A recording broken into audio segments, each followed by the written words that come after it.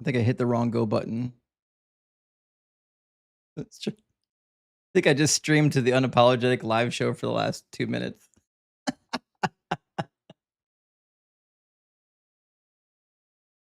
Sorry, Blitz. Sorry, Ian. We've got a weird stream now on the Unapologetic channel we've got to go take down. Well, welcome in, everybody. Welcome in, friends. All right, everybody on the vertical stream should be able to see me now. I apologize. It was a little bit delayed. That's my bad. Apologize for that. I hit the wrong button and I sent it to the wrong YouTube channel, and now I've got to go over. Got to go over to our other channel and dump it. Fantastic. Gonna do one other thing real quick though. One other thing. I got to take care of the resolution, maybe on our vertical camera. The vertical camera resolution looks a little bit laggy. I don't think the YouTube stream is lagging at all, but it looks like it does look like the TikTok studio might be a little bit laggy. Give me just 1 second.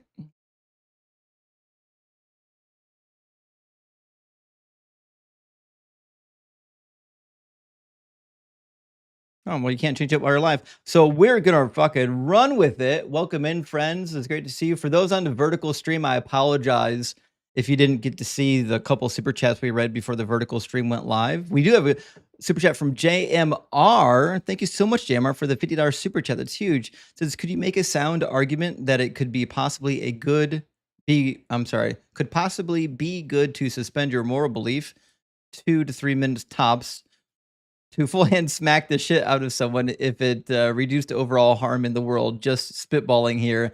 Let's say slavery apologists.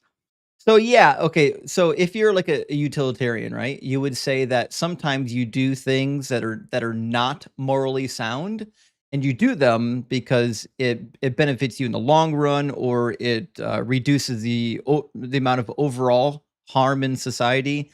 And so you would definitely say that. That's what so you could definitely do that. Thank you for the head. I appreciate that.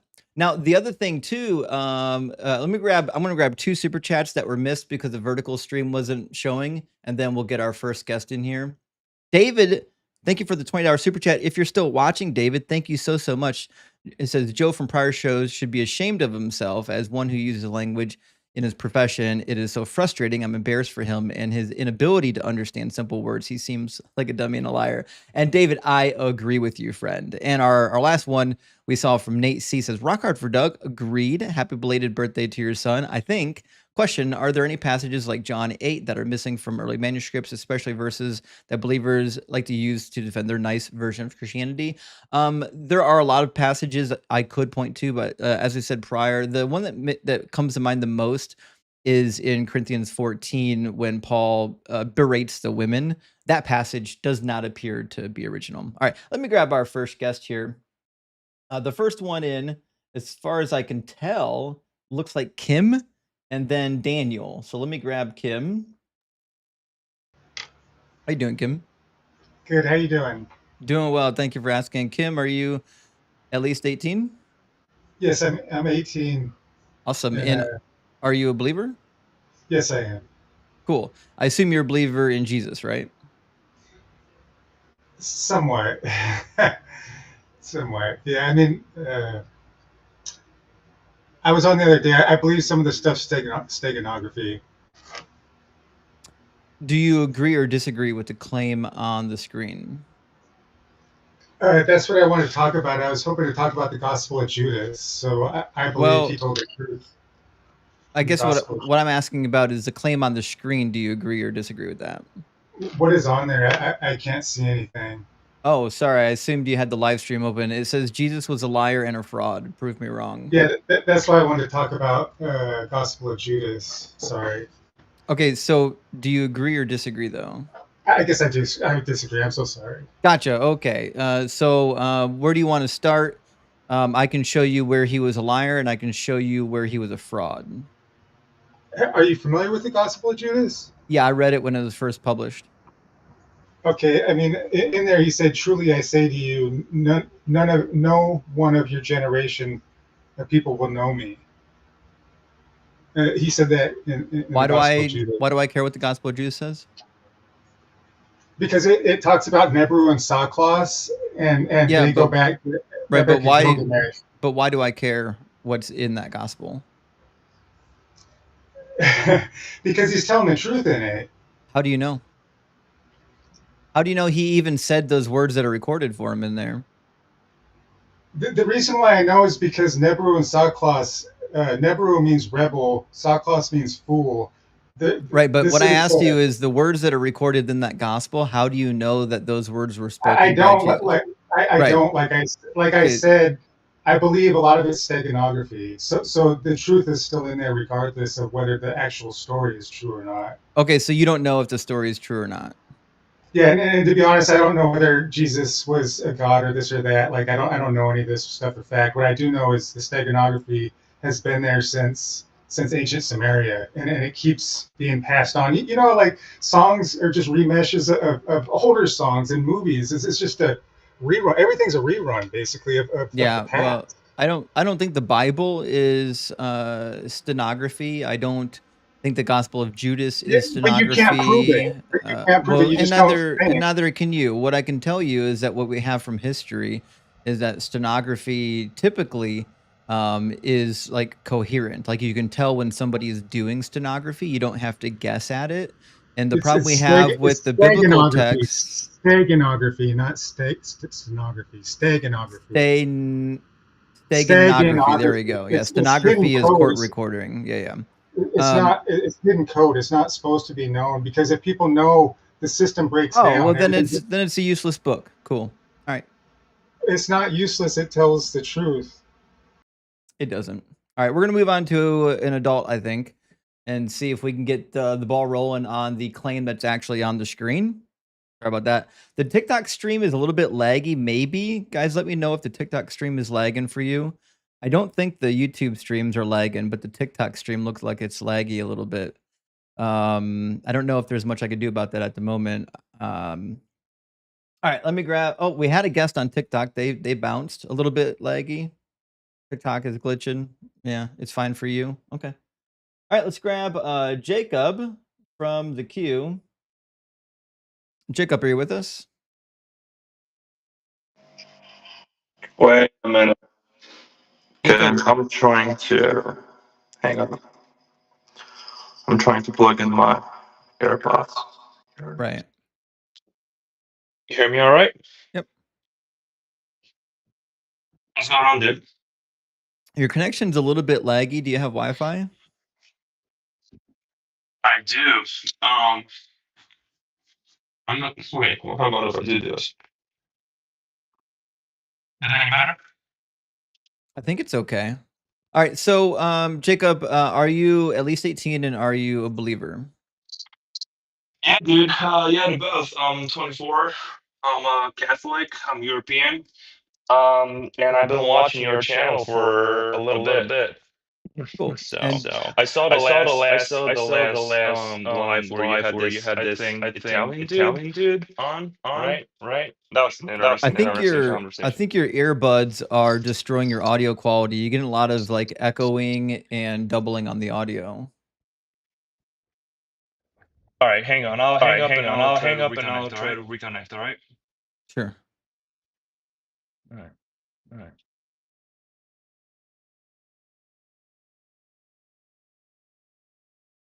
See if this works. I think his audio sounded okay before he put his earpods in. I think it was the earpods that messed him up. Sometimes Bluetooth doesn't work very quickly.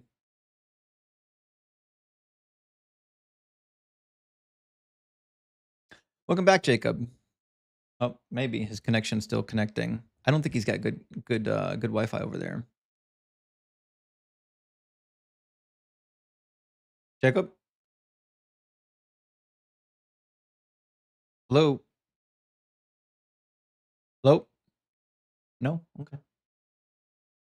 Well, I guess we'll I guess we'll move on. Friends, if you're watching on TikTok, we'd love to talk to you. The guest request is at the bottom of the screen.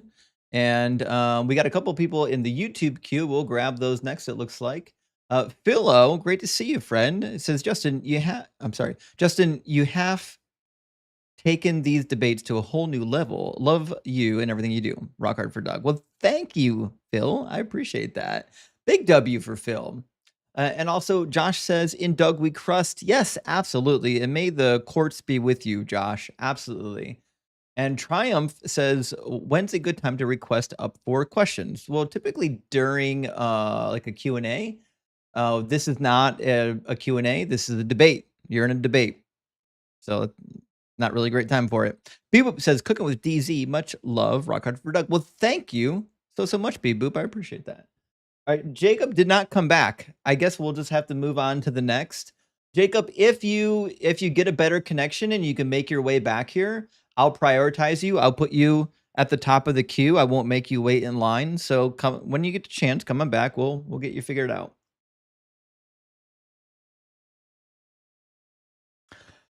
Welcome in, Stewie. Dennis. Dennis. Dennis. Dennis. Does your equipment work, Dennis?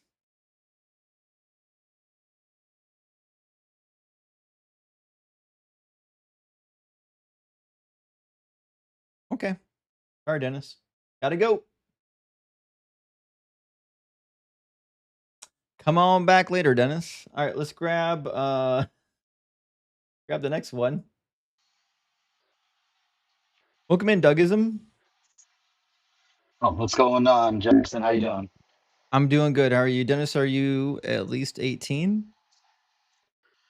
Yes, I am 18. Not a believer. I just wanted to come in and shoot the shit with you and tell you do a great job.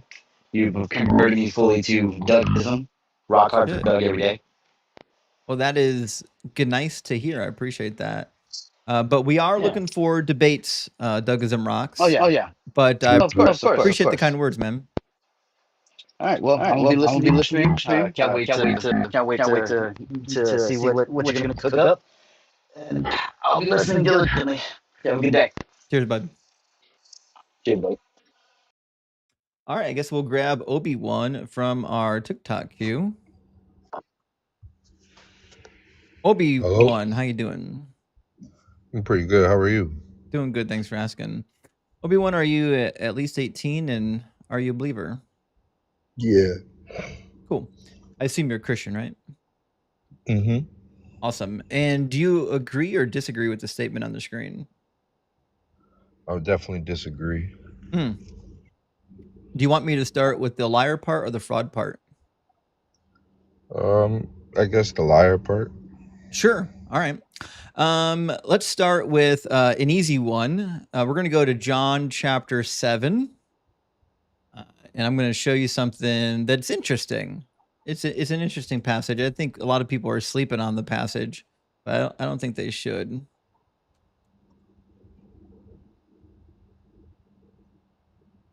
All right. And you should be able to see what's on my screen. I'm going to show you my browser. So this is in John 7. Let me grab verse 9 and include it. So in terms of going to the festival, oh shit, I need maybe 7 as well. All right. So Jesus tells the disciples, he says, go to the festival yourselves. Then he says, I am not going to this festival, for my time has not yet fully come. After saying this, he remained in Galilee, but after his brothers had gone to the festival, he also went, not publicly, but as it were in secret. So he lied to his disciples.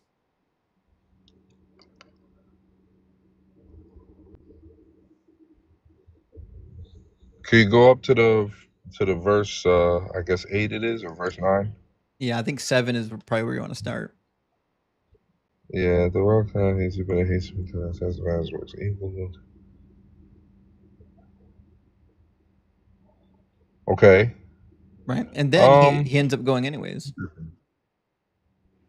Yeah, maybe it wasn't time for him to go to the festival with them. Maybe at a later time it was better for him to go in secret.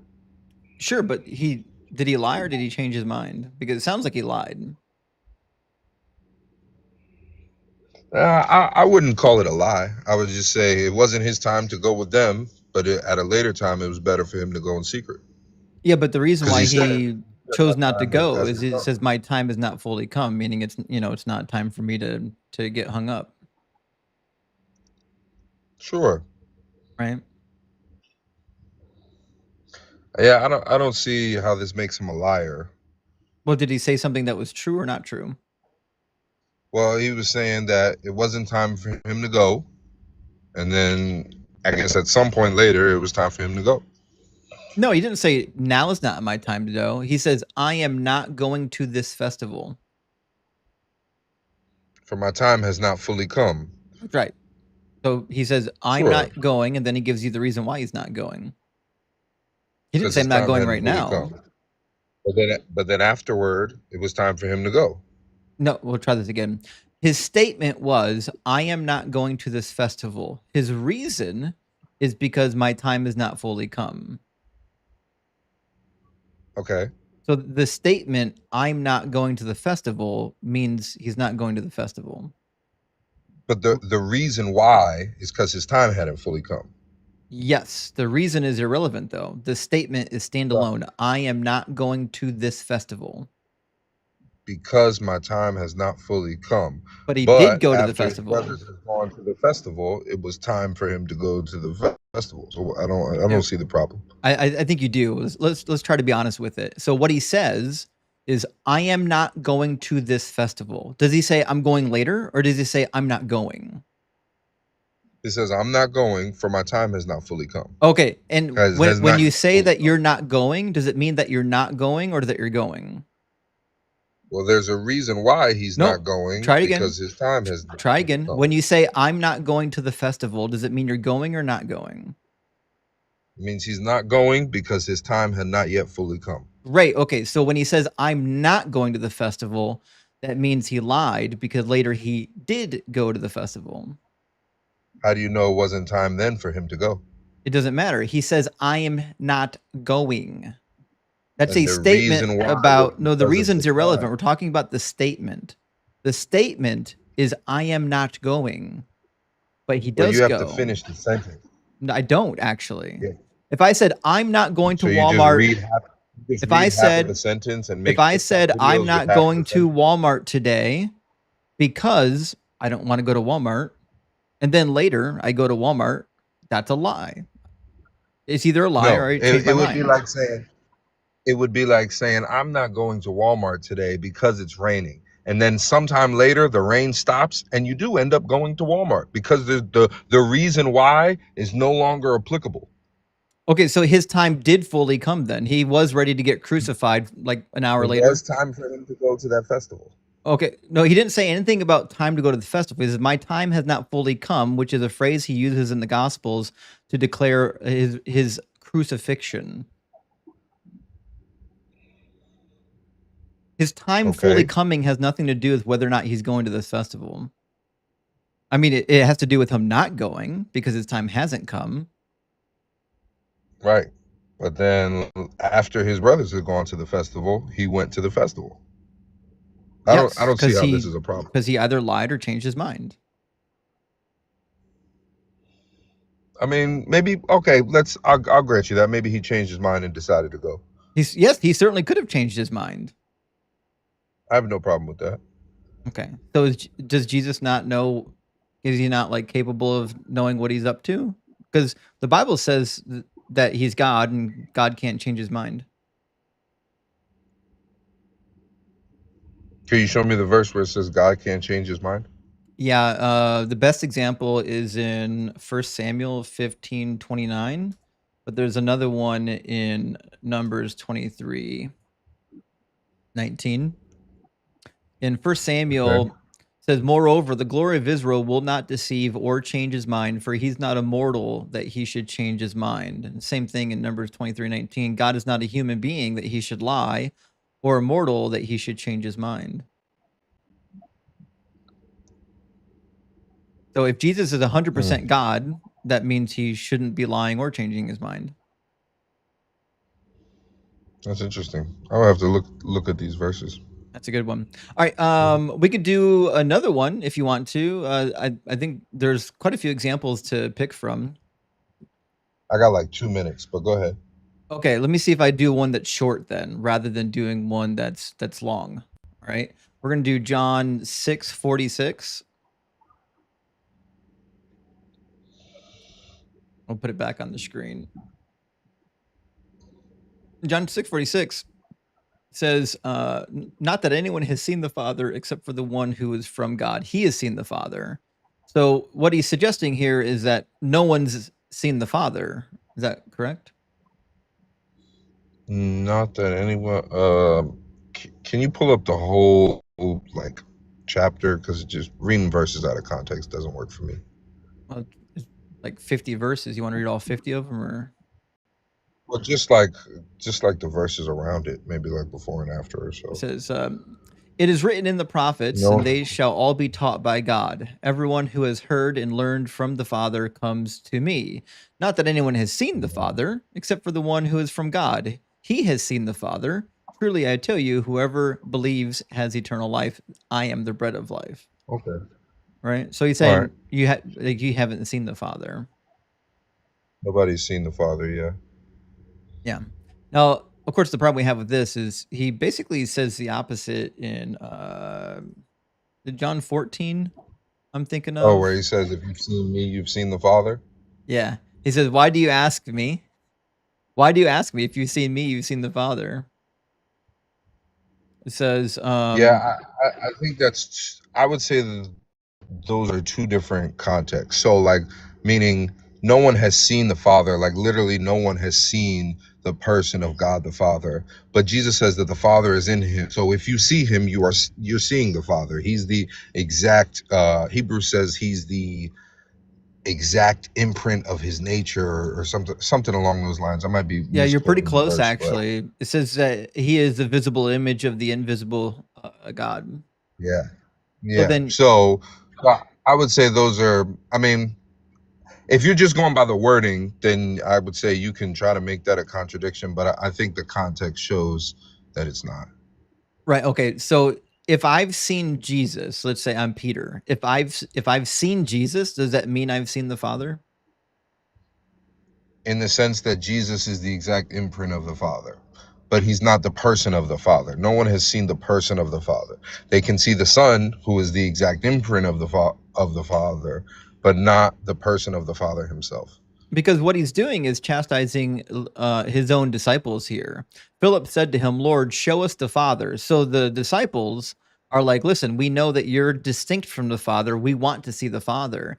It says, "We will be satisfied." Jesus said to him, "Have I been with you all this time, Philip, and you still don't know me? Whoever has seen me has seen the Father. How can you say, 'Show us the Father'?"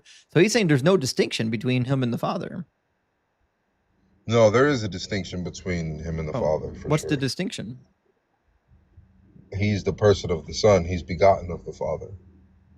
Yeah, I know, but he says, "If you've seen me, you've seen the Father." Does that not mean what it says? Is that just a metaphor? Well, well, Jesus is the exact imprint of the Father. So if you're seeing, if you're seeing Jesus, you're seeing the character of the Father. You're seeing the love of the Father. All of those things, But but you're not it's literally not. seeing You're the not Father. actually seeing the person. Yeah, you're not actually seeing the person of the Father. No. Okay, so that's not literally true then. Yeah, I would. I don't know if you would call it metaphorically true or however you want to say it, but in that sense, he's not saying you're seeing the person of the Father. Sure. Now let me show you where it's for sure wrong, because when the Israelites in the desert, they go up on the mountain and they do see the Father. It says, "Then Moses and Aaron, Nadab and Abihu, and 70 of the elders of Israel went up, and they saw the God of Israel. Under his feet there was something like a pavement of sapphire stone, like the very heaven for clearness. God did not lay his hands on the chief men of the Israelites. They beheld God, and they ate and they drank." Well, how does I don't get it? It says they beheld You're God. saying that this They is the, saw God. right, but it's not the Father though. I'm sorry, is the God of the Hebrews not the Father? Well, the God of the Hebrews is Yahweh, who is triune, Father, Son, and Spirit. Yeah. No. Yahweh is certainly not triune. I mean, are you a Christian? No. So I don't understand why you're like telling me what Christians believe. I'm not. I'm telling you what the Bible says. Right, the Bible teaches Trinitarianism. I don't think it does.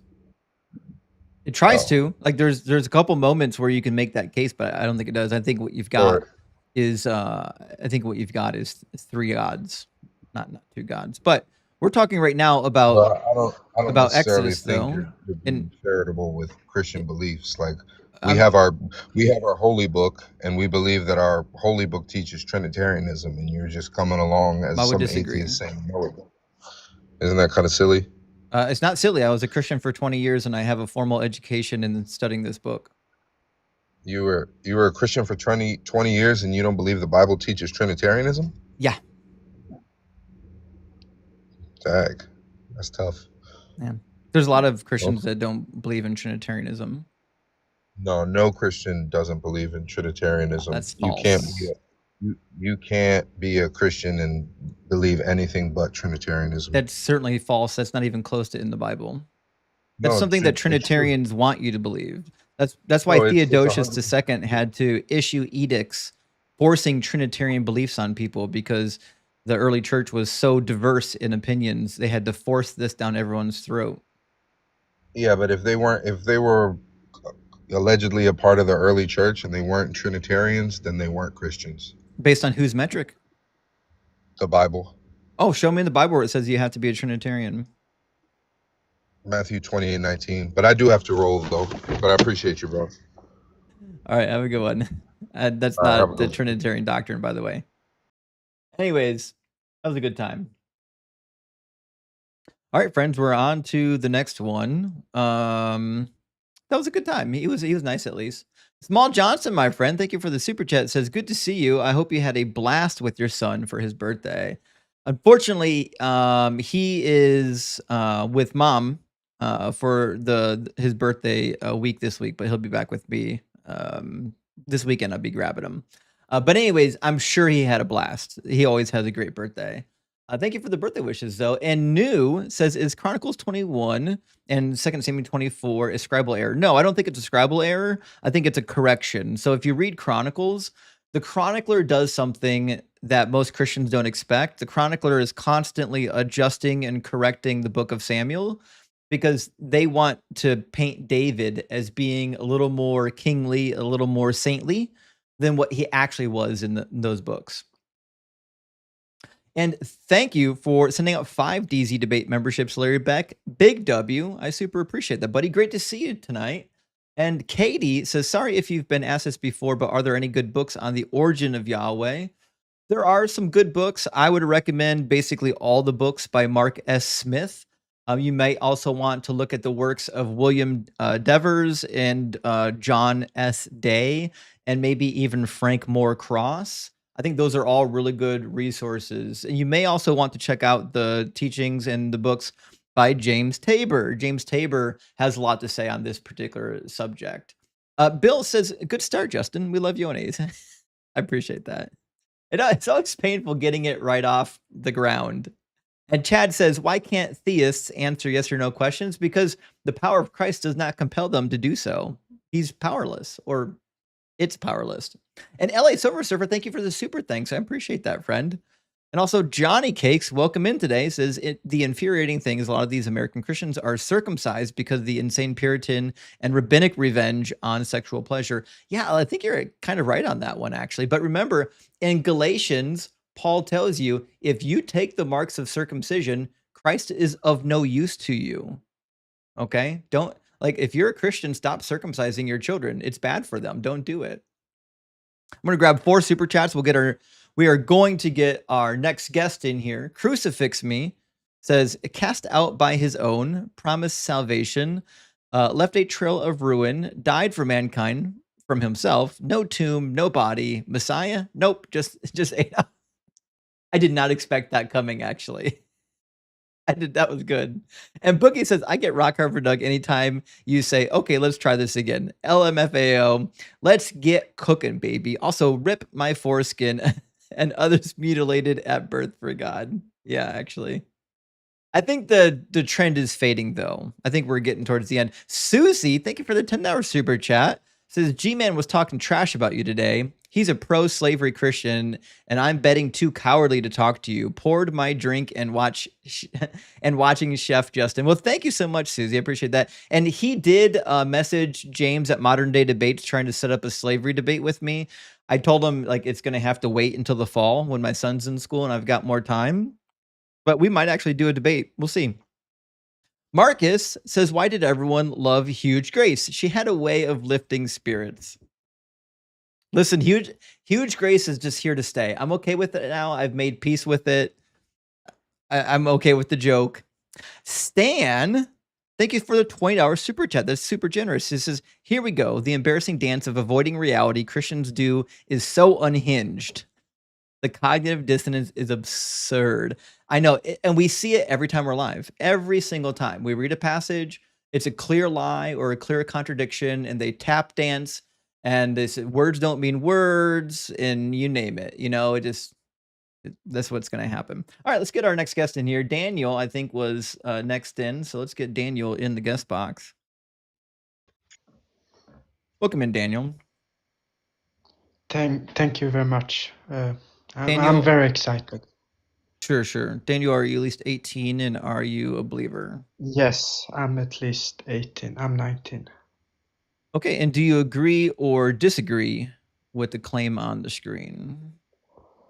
I disagree with that particular claim, yes. Okay, and do you disagree with the liar part or the fraud part? I disagree with both parts. Which one would you like to tackle first, the liar part or the fraud part? I would like to tackle the liar part first. The liar part Because first. I'm not aware currently of any lie that Jesus has said. I mean, he's told quite a few lies. Let's talk Himself? about From his own voice? Well, I mean, if the Gospels are to be trusted as a source of his words, yeah. Have you read any of the Old Testament yet? Not a lot. Very limited. Okay.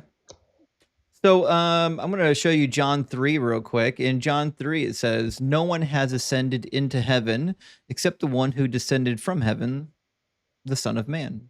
What's that mean? I must say I don't understand this sentence, but I am a mortal. I don't have the superhuman knowledge. I don't, or cognitive ability to understand everything. I don't actually understand this sentence. I don't know what it means.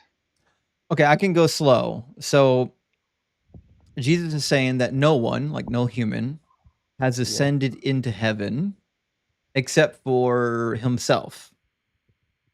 Okay. Right? Yeah. Okay. Now, do you think that statement is true or not true? If it's from the Bible, it's probably true because that's. Okay. But it's possible. It's not. Verified. I'm not sure. I don't know how to interpret that statement. I'm not sure. Have you read the story of Elisha and Elijah? No, but no. Okay. So in 2 Kings, we have the parting scene when Elijah hands off the mantle to Elisha and then he flies away. And it says, they continued walking and talking. A chariot of fire and horses of fire separated the two of them, and Elijah ascended in a whirlwind into heaven. So Elijah went into heaven, which means Jesus was either wrong or he told a lie. No, he probably told the truth. I just have a hard time interpreting this. I don't. Yeah. Well, let's go slow from the beginning. Jesus says no one has ascended into heaven. What does that mean? No one, okay, no one has ascended, no one has traveled up to heaven, ascended, ascends. Exactly. Maybe humans can't ascend, they can't fly, so Right. God could with wings. Angels can. So on face value, this just means what it says. It means that no one has ascended into heaven, right? But could it be metaphorical? Is it like... What's it metaphor for? Why would he say such a thing? Why wouldn't he just say what he means? Because humans can't ascend, they can't fly. But Jesus could fly. He as described by the Bible. We don't know if he could, but we think so with the help of the Bible. Right, but what I'm asking is if this doesn't mean that no one has ascended into heaven, what would it mean? What would be the alternative reading? I'm not aware what the alternative could be right now. I'm not. Yeah, because it seems pretty clear. Like the passage isn't confusing. It just means that no man has ascended in heaven. So then Jesus just forgot. He forgot what was happening in the Old Testament when Elijah went into heaven. Or he's, if you think he's all knowing, then you just have to assume he's a liar. I'm not sure how that's the only possible conclusion you could come to. I'm not. I mean, can you give me another one? I mean, can you explain why you come to, in simpler terms, in general, why? I mean, he has said that people can enter paradise. I'm sure if he believed that Elijah did the right things and followed the word of God, he could enter heaven. I mean, eventually. It's not just God that could ascend to heaven. I mean, I have a hard time, interpreting this stuff. I don't think it's very easy. That's okay. Well, listen, Daniel, I think we have to move on to someone that's got a little better English. Not your fault. You're doing the best you can. But I think in order to, I have good English, but I can't understand the Bible very much. I know. I'm sorry. Right. It's okay. Don't worry. It was good talking to you, buddy. Okay. Yeah. Thanks. I appreciate it. He was doing his best. He was doing his best. He just talking in somebody else's language and reading a book in their language can be difficult.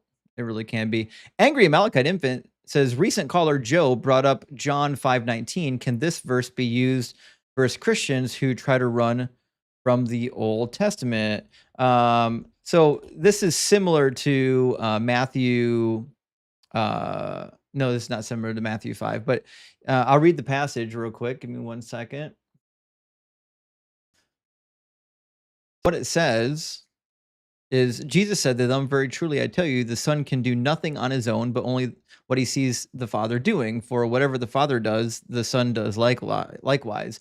So what you're suggesting, I suspect, is that if the Father is claiming that the laws are forever, and Jesus only does what the Father says, and he's in one accord with the Father, then he must agree that the law of Moses is eternal, which I think we can demonstrate pretty easily that is the case, right? So hands down, I'm agreeing with you for sure. I think this verse adds to the other verses to reinforce that the Mosaic law is still in effect. Yoda St. Cloud, good to see his friend, says Jesus is God until he isn't God, but then he is God, but then he's a ghost, but then he's also everything and everyone, but also not. What the fuck, rock hard for Doug? Yoda, that's the problem, right? They want to do they want to always have their cake and eat it too, and it just doesn't work very well. Stan coming in again. Thank you so much, Stan666, for the $20 super chat. Says, imagine if Christians tried to make one comprehensive document that tells you which parts of the Bible are literal versus metaphorical. This would be a really good thing, actually. So if you read the writings of Origen has a lot of disdain for Christians that don't think the Old Testament is metaphorical. He has a lot of trouble with the Old Testament. And so one of the things he does is constantly try to make it a reading to soften the harder parts of it, which, we see that a lot as well. Vincent says, first time catching you live. Here's my tiny contribution to your great endeavor in exposing and combating poisoned minds. Leaf be upon Doug. Rock hard for Doug. Well, thank you so much. I appreciate that, Vincent. And every super chat, every member, every like, comment, and share helps to stream. So thank you so much for being here. And Christian Philippi, thank you for the $10 super thanks. And also Patrick says to your son on his birthday. Well, thank you so much, Patrick. I appreciate that. I'm just going to grab 4 more super chats and then we'll get our next guest right in the box. Adam Brown, great to see you today. Thank you for the super chat. Says cook them up like cocktail weenies today in honor of Small Johnson. I will. I absolutely will do that, friend. Thank you for stopping by. Thanks for watching. And Nano says, is the secret name of Doug really Douglas? Whispered like Yahweh's. So sacred and hidden, it must never be spoken aloud or revealed. Nano, this is a great question. But Doug does not care if you mispronounce his name as long as you're a good person. Doug cares way more about people being good people than he does about his name. Because he's the rock of salvation, not the rock of horrific punishments. And Jay says there's a guy called G-Man with views that he's confident in, but golly shucks, he's just too shy to join the queue and debate. Maybe he needs an invite. He won't. He's already messaged me. He will not join this stream. He will only join a stream if it's like moderated by modern day debates. Because he's a coward. Jeremy says, good day, sir. Question, do you think the Constantine and Paul conversion have any correlation or just coincidence? Just wondering your thoughts. I don't actually, Jeremy. This is an interesting query, but I don't think they're at all related. That being said, if there was no Paul, I don't think we would have a Constantine. I think the Constantine conversion is heavily reliant on the Messiah claims going out to the Greeks and the Romans and the Gentiles. And without that, you're dead in the water. All right, let me grab. Oh, they dropped.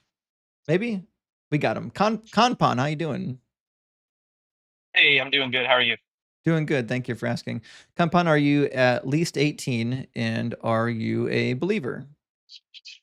Yeah. Awesome. And I assume you believe in the Christian God.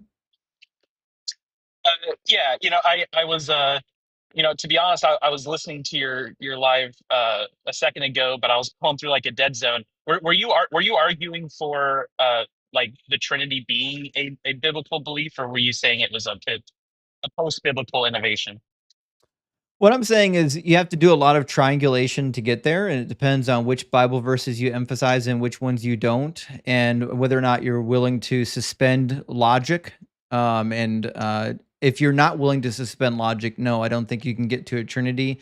If you are willing to suspend logic, I think you can get there. But that being said, we're actually not talking about the Trinity today. As much as I love to talk about the Trinity, that's not really the topic of today. So, did you want to do the topic on the screen? Well, yeah. I feel like I might have joined misunderstanding you.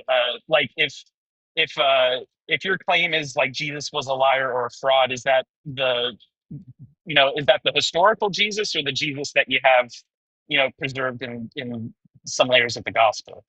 I think it could be both. So I think the Jesus of the Gospels is clearly a liar and a fraud. The historical Jesus is hard to know because scholars, the most famous we would say like those that were part of the Jesus seminar have traditionally not agreed on what the historical Jesus actually said. That being said, I do think that if you look at what we think he said, I think we can at least get to the point where he's a fraud, or let's say he was really badly mistaken about his identity.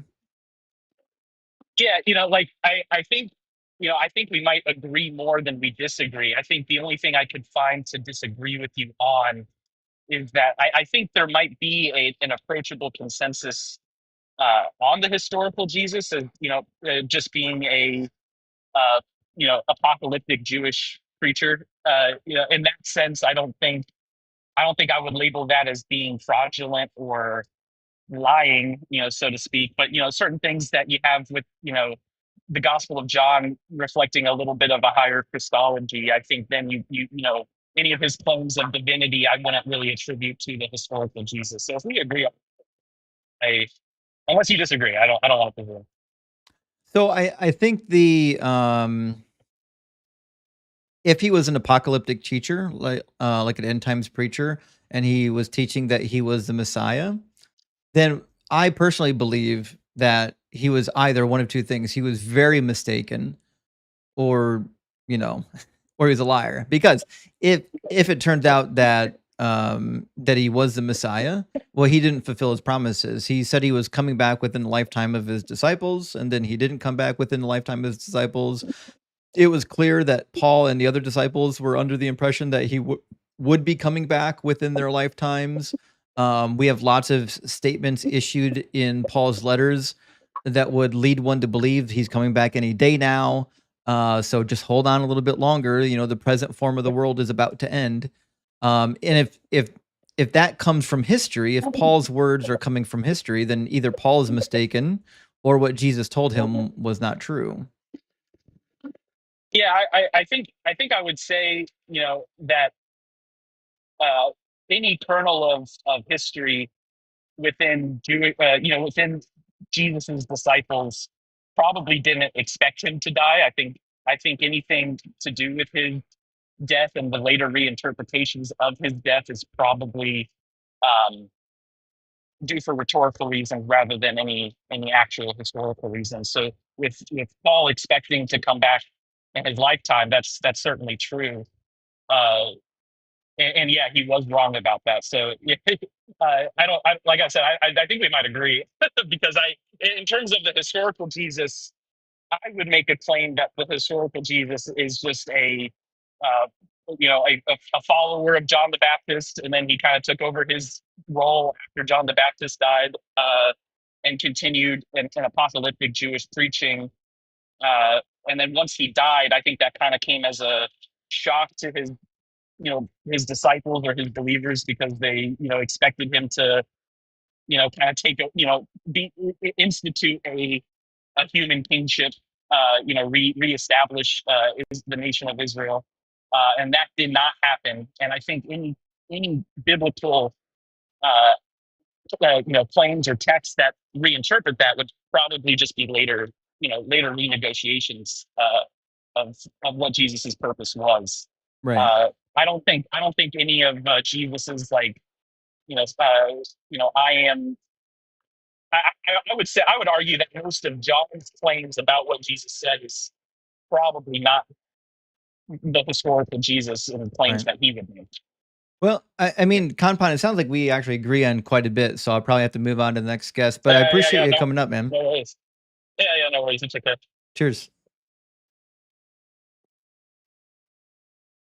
Yeah, I give a lot of charity to the Gospels when it says that Jesus said something, but like half of what they say Jesus said, obviously, you guys know I don't believe it. I think these are people inventing words for Jesus, but it is what it is. All right, let me grab next in. I'm going to grab a couple of super chats. Grab next in line. Marcus says, I'm just starting a new, I can't say this on stream, strain. I'm naming it Flying Jesus tagline. It's biblical. Shout out to the last caller. Happy birthday to your son, Justin. Well, thank you so much, Marcus. I appreciate that. And hey, thanks for being here and thanks for supporting the stream. I appreciate that. And Krenich says, happened upon you through the line. Glad to catch a stream. Well wishes to you all. Well, thank you, Krenich. Actually, I'm going to be on the line again soon. It looks like August the 6th is when I'll be back on the line. So put that in your calendar, friends.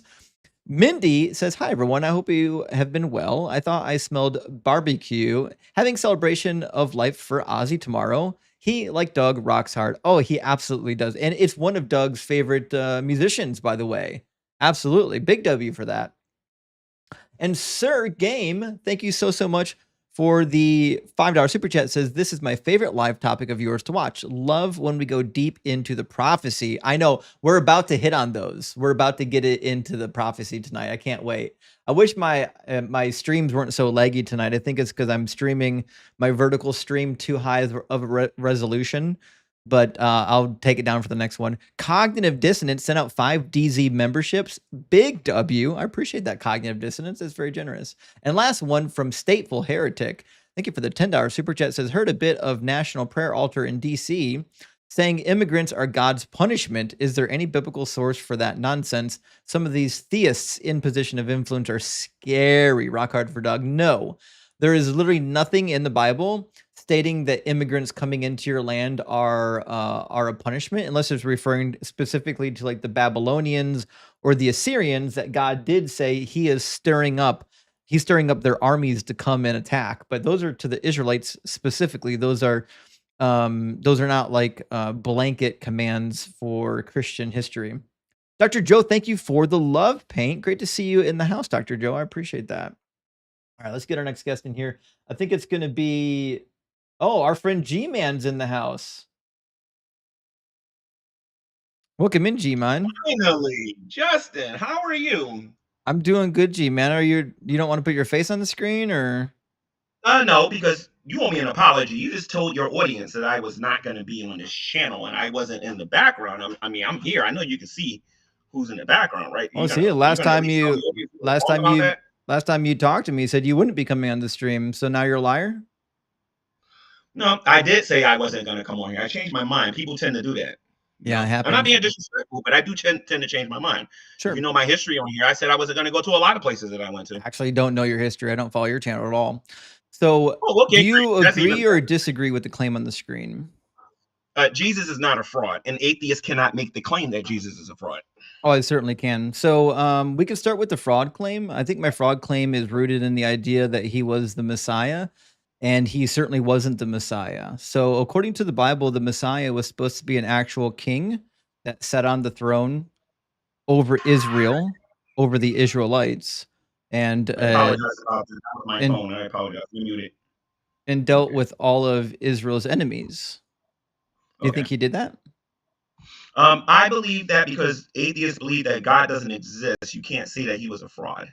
And Jesus is God. Yeah, we certainly can. It's called an internal critique. Like if I said it's true that the bananas in pajamas were actually frauds, I think we all know that the bananas in pajamas aren't people or things that existed in real life. We're referring to the fictitious version. So when I say that Jesus is a liar and a fraud, I'm obviously referring to the character in the book.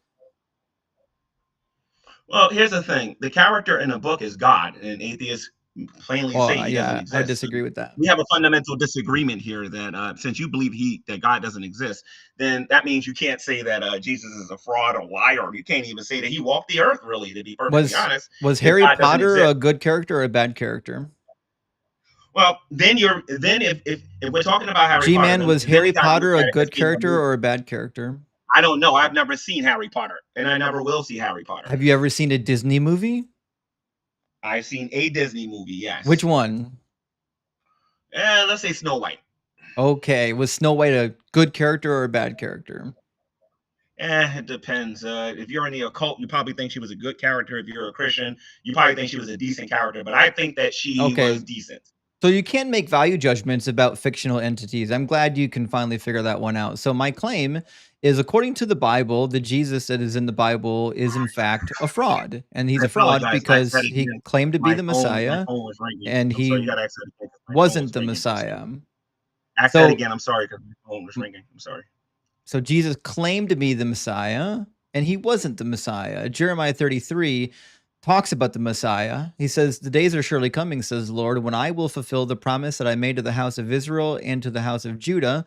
In those days and at that time, I will cause a righteous branch to spring up for David, and he shall execute justice and righteousness in the land. In those days, Judah will be saved, and Jerusalem will live in safety. And this is the name by which it will be called, the Lord is our righteousness. For thus saith the Lord, David shall never lack a man to sit on the throne of the house of Israel, and the Levitical priests shall never lack a man in my presence to offer burnt offerings, to make grain offerings, and to make sacrifices for all time. Did any of that come true? That's one of the best prophecies in Scripture, actually, come to think about it. But did it come true? Yes, I think that Jesus is the Messiah, and yes, that did come true, and it will become more true. Oh, great. In the future. So show me when Christ returns in the second coming. Great. So show me in the Bible where he sat on the throne of King David. in the book of Revelation, right in the back of the book, when The he book of actually Revelation returns, hasn't come true and yet, he, so and we'll he try reigns. again. So show me in the book where he actually did the thing. Well, again, Because sir, I don't you're know if you know trying to this. If you're going to fulfill a prophecy in the future, that means it hasn't been fulfilled yet. So No, it's called a dual prophecy. I know they taught you that in seminary. So did he It's called a fulfill? dual prophecy. Did he fulfill this Do you yet? know what a dual prophecy is? I do, G-Man. Did he fulfill this? What's a dual prophecy? A dual prophecy is being misapplied by you right now. A dual prophecy says No. original context. What is a dual prophecy? What is a dual prophecy? I'll explain to you if you stop talking, child.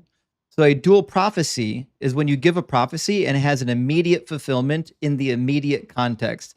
So if I said, I'm going to the store tomorrow, and then I go to the store tomorrow, and then someone comes along later and says, but it also can be applied to this other thing because it has a secondary fulfillment. That makes it a dual prophecy. Now, I'm talking not about dual prophecies. I'm asking anything in this passage. Anything in this passage, what's been fulfilled? Well, again, Jesus is reigning actually right now, sitting at the right hand of the Father. If you show actually me. read and study the New Testament, hold on a minute. If you actually read and study the New Testament, he is sitting at the right hand of the Father, reigning right now. And when he returns, he will reign for 1,000 years. This is in the book of Revelation. This is actually quite a common Christian teaching. Prove it. I ain't got to prove it. It's in the book of Revelation. Prove to me read the Bible, haven't you? Prove to me he's up there reigning. You read the Bible, haven't you? Prove to me that he's up there reigning, G-Man. He is reigning. He's reigning in my heart. I mean, he's reigning in your heart. Right? I got the spirit. He's reigning in my heart. I have the spirit of Christmas. He's the Lord of Lords. No, Santa Claus is the King of Kings. His spirit lives in my heart. Every winter, I feel him.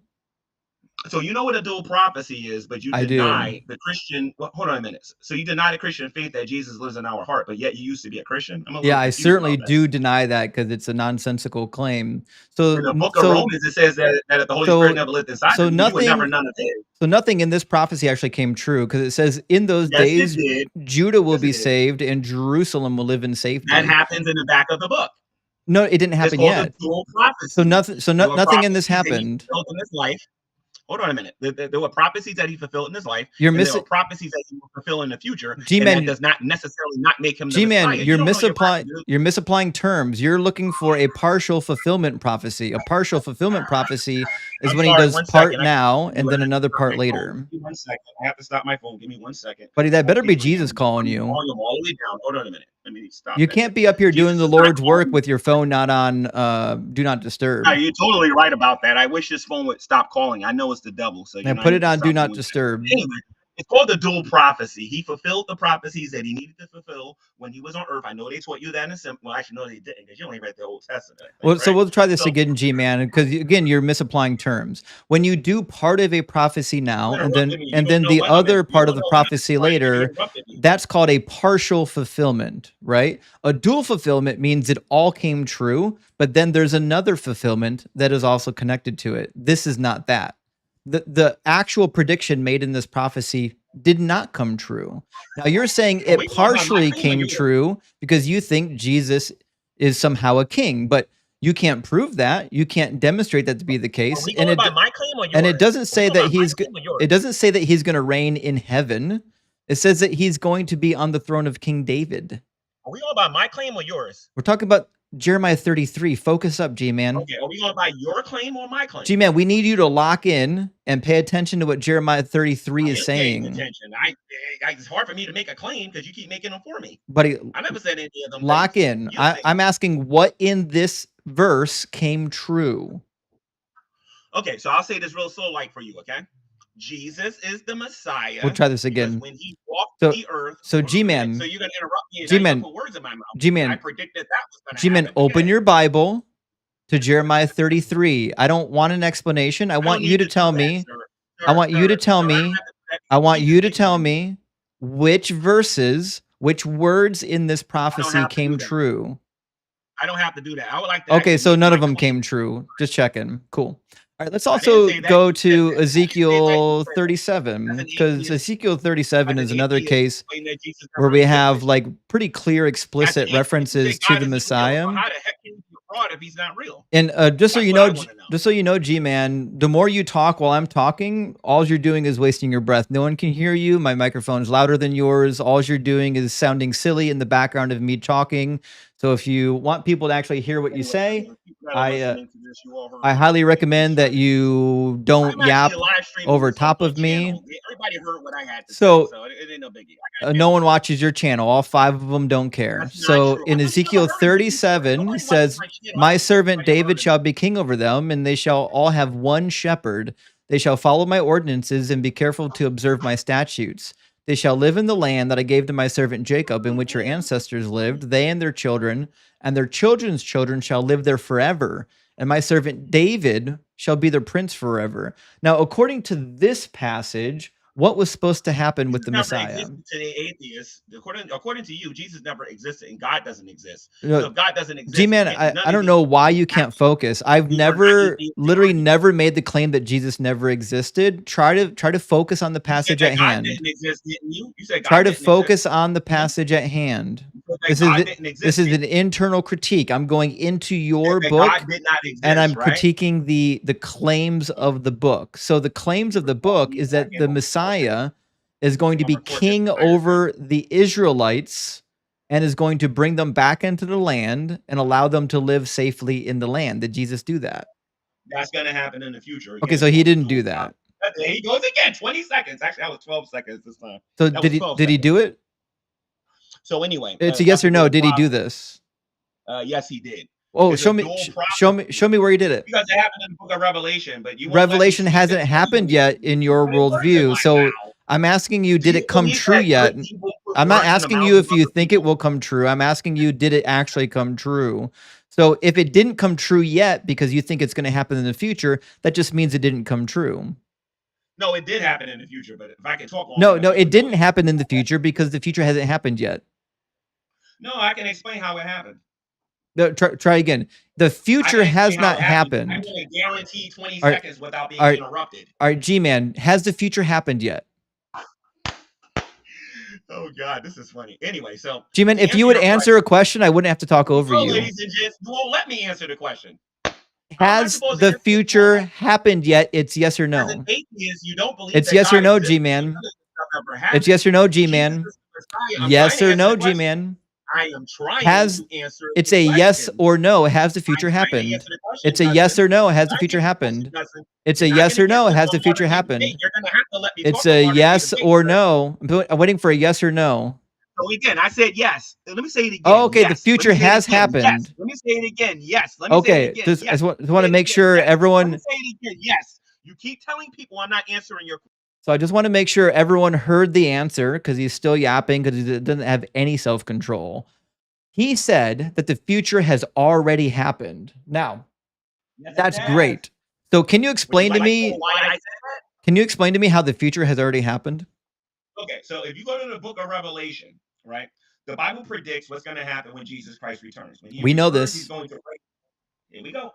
Here we go. Okay, so when Jesus Christ returns, he's going to reign for 1,000 years. Okay, and when he reigns for 1,000 years, he will be sitting on what? The throne of David. Remember earlier when I talked about the dual prophecy?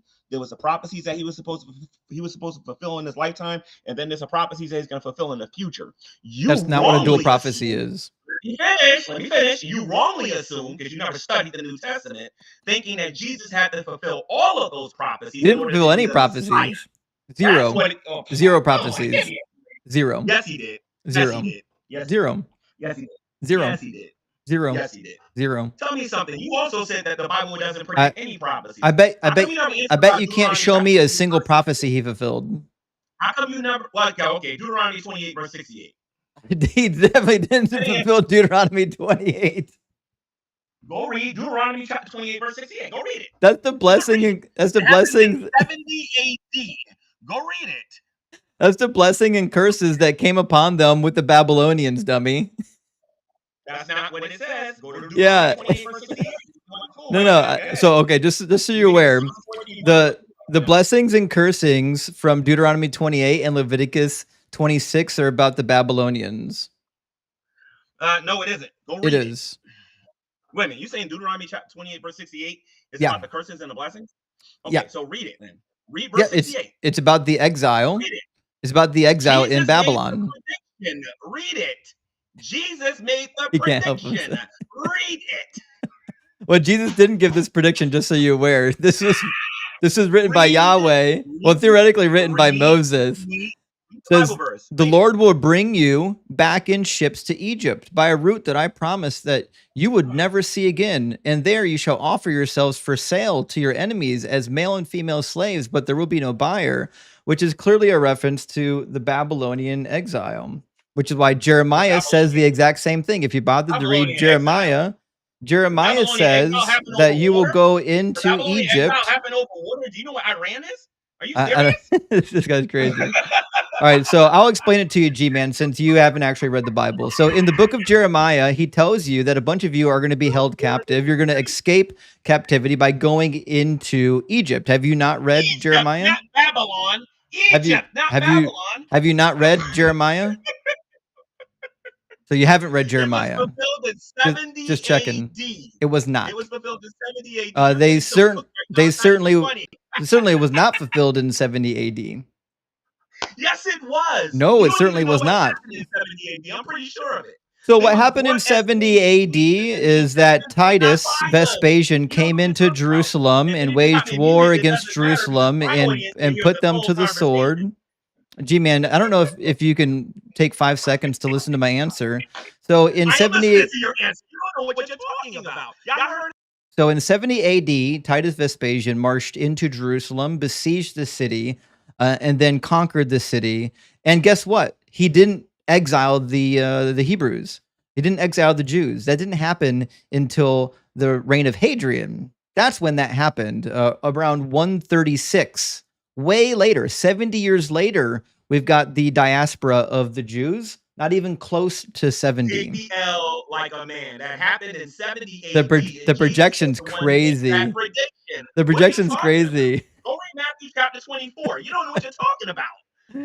Okay, so it's okay if you've never actually studied the Bible. We all know this. It's fine. Oh man, Jesus wasn't a fraud. You just don't understand scripture. I think that's your problem. You just don't understand scripture. Buddy, I understand it, which is why you're up here struggling. You're on the struggle bus right now to find anything that Jesus actually fulfilled. So not only do you not understand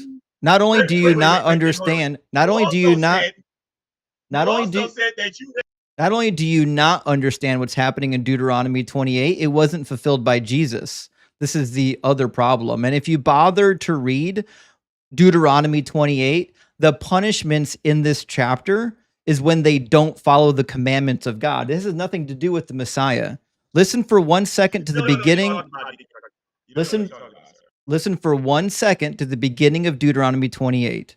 This is why it's about the captivity. It says, if you will only obey the Lord your God by diligently observing all of his commandments that I'm commanding you today, the Lord your God will set you high above the nations of the earth. All these blessings shall come upon you and overtake you if you obey the Lord your God. This is about obeying the commandments of God. It has nothing to do with accepting the Messiah.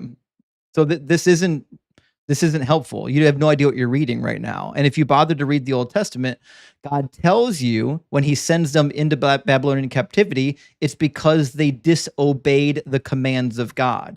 There are 2 captivities, one in Assyria and one in Babylon, and both of them are because they disobeyed the commands of God. So I'm still waiting for one prophecy Jesus fulfilled. Deuteronomy chapter 28 verse 68. He actually predicted that was actually going to happen. First of all, he didn't predict it. Not only did he not predict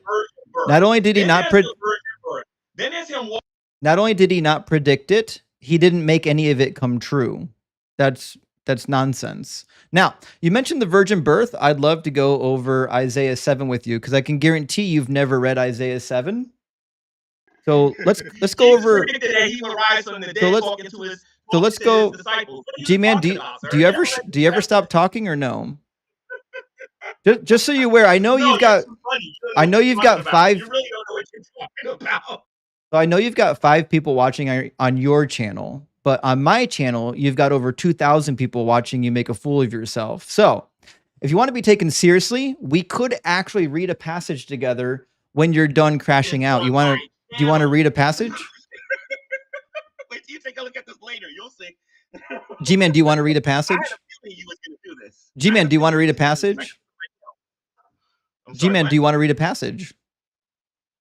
Yeah, I'd like to read a passage. Yeah, For let's God talk so about loved the the world that supposed. Let's talk about the supposed virgin birth. What's happening in Isaiah chapter I would like to 7? read a passage. You just asked me if I want to read a passage. I'm read John 3:16. What's happening in Isaiah 7? Yeah, I know how to read. For God so loved the world that he gave his own.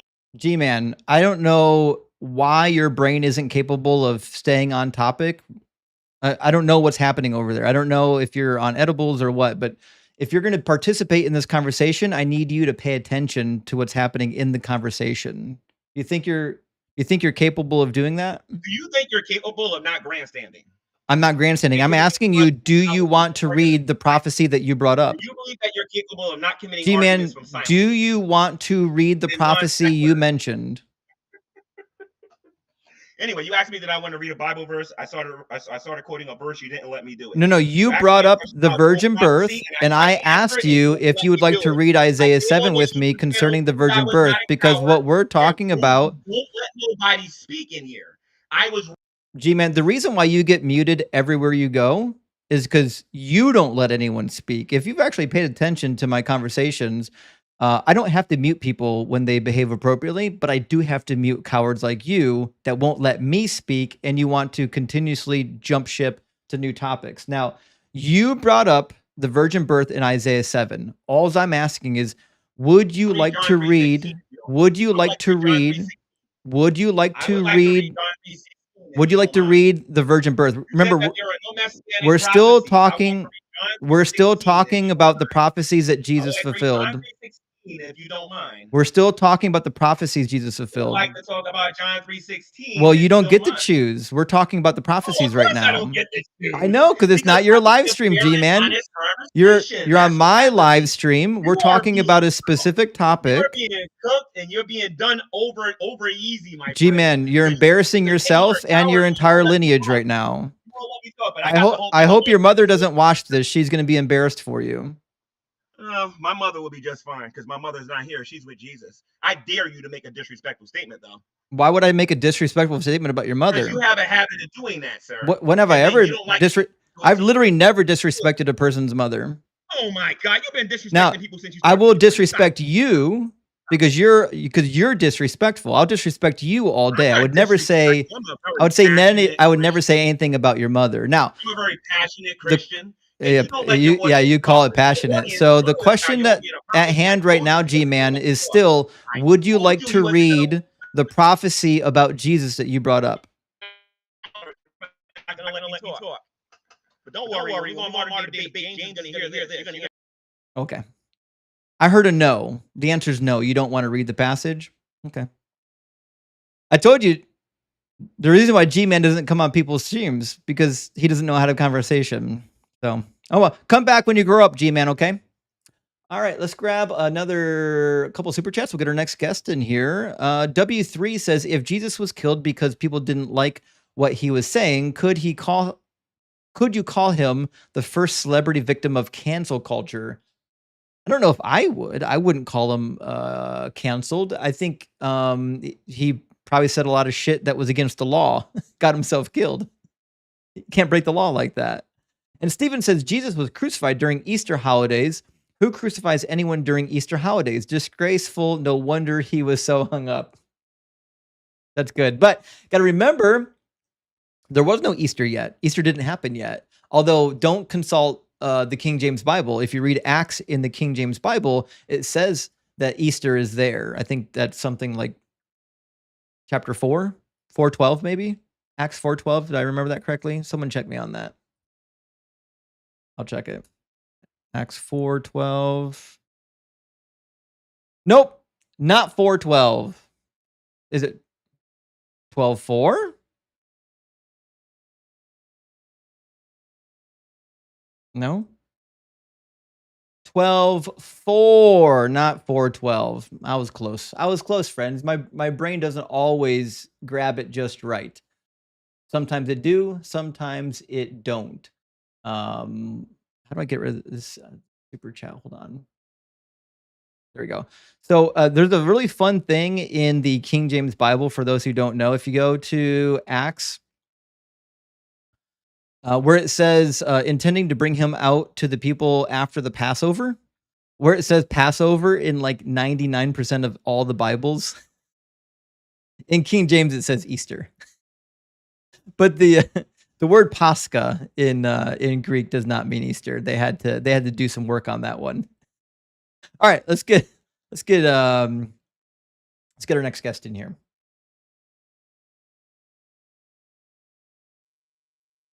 We're going to bring Al in from the YouTube queue. How you doing, Al? Can you hear me? Yeah, I can hear you. Sorry, I'm stuck in traffic. Al, are you driving right now? Yeah. All right, buddy, you got to not be driving when you come on the live, okay? Okay. When you get a free spot later, come on back.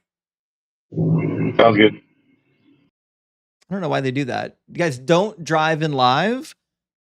It's dangerous. It's dangerous. All right, let me grab our brooch, maybe? Our brooch. I think their connection's too bad. I don't think they're going to be able to make it in. If you're watching the live stream, there is a link to get in the description of the video. It's also on the screen. To be a guest, you go to tinyurl.com/d or guest DZ, or click the link in the description. Also, if you're watching on TikTok, just hit the guest request button and you'll be in. All right, let's grab our next guest. It looks like it's going to be Terrence. Welcome in, Terrence. Hey, good to be here. Terrence, are you at least 18 and are you a believer? Yes, I am both. Awesome. And do you believe, I'm sorry, do you agree or disagree with the statement on the screen? Well, I agree that all the prophecies that are in the Bible, that Jesus did not fulfill all of them. I think But he fulfilled some of am, them. yeah. Which ones? The one with the virgin birth, you had it just about, but he did not let you talk about it. Mm-hmm. Yeah, you want to talk about it? Yeah, you were interrupted all the time. He did not let you speak. Yeah, But that's a the virgin G-Man birth, thing. yeah. The virgin birth is the one I believe in, and I think that's the biggest one. Sure. Do you know what's happening in Isaiah chapter 7? Well, I must be honest, I only have read the New Testament most of the time, so I will grab it right away. What did you say? Yeah, go ahead. If you got a Bible on you, flip open to Isaiah 7. Just give me a moment. Isaiah 7. Yes. Okay. Now, the background of Isaiah 7 is it's like 730, 725 BCE. And the king of Judah, that's Ahaz, he's getting attacked by two other kings. The Israelites in the north have made an alliance with the Arameans. They're just on the other side of Damascus. So they made an alliance, and they don't like the Judean king because the Judean king is against the alliance. So they go in and they try to wipe them out. It says, in the days of Ahaz, son of Jotham, son of Uzziah, king of Judah, King Rezin of Aram, and King Pekah, son of Remaliah of Israel, went up to attack Jerusalem, but they could not conquer it. Then, when the house of David heard that Aram had allied itself with Ephraim, the heart of Ahaz and the heart of his people shook as the trees of the forest before the wind. So that's kind of the setting that we're in immediately, is that, okay, there's a war happening and the people are terrified. So God sends Isaiah to give the first prophecy that ends in verse 9. And the prophecy is basically, hey, buck up, God's with you, it's going to be okay. He ends the prophecy by saying, if you do not stand firm in faith, you shall not stand in all. Right? So the goal here, the whole goal is to give the king and the people some reassurance that it's going to be okay during the war. So then the second part of the prophecy is where the supposed virgin birth is. And it says, again, the Lord spoke to Ahaz, ask a sign of the Lord your God, and let it be as deep as Sheol or as high as heaven. But Ahaz said, I will not ask, and I will not put the Lord to the test. Then Isaiah said, Hear then, O house of David, is it too little for you to weary mortals that you weary my God also? Therefore, the Lord himself will give you a sign. Look, the young woman is with child and shall bear a son and shall name him Emmanuel. He shall eat curds and honey by the time he knows how to refuse the evil and choose the good. For before the child knows how to refuse the evil and choose the good, the land before whose two kings you are in dread will be deserted. So I think the prophecy is pretty easy to suss out. He's saying there's a child that's already been conceived. Before that child is old enough to know right from wrong, the two kings that are attacking you, their lands are going to be laid waste. Did I interpret that correctly? I guess so. Yeah.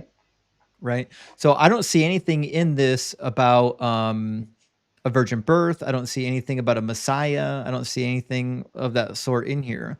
And if you keep reading the rest of the chapter in chapter 8, the prophecy basically comes true, like within the lifetime of King Ahaz.